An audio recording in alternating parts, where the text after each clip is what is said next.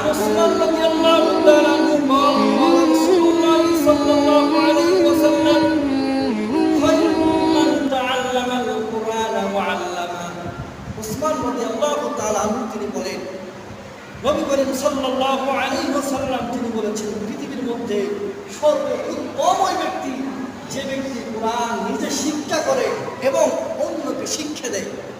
কথা বলেন না কেন? কোন ব্যক্তি যে কোরআন নিজে শিক্ষা করে এবং এই কোরআনটা শিক্ষা অন্যজনকে দেওয়ার জন্য চেষ্টা করে, অন্যজনকে শিক্ষা দেয়, ওই ব্যক্তি সর্বশ্রেষ্ঠ ব্যক্তি।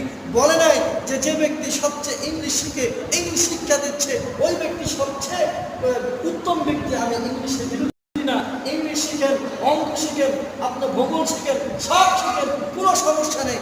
কিন্তু সব শিক্ষার ক্ষেত্রে প্রথম যে গুরুত্বপূর্ণ ভূমিকা রাখতে হবে সেটা হচ্ছে কোরআন।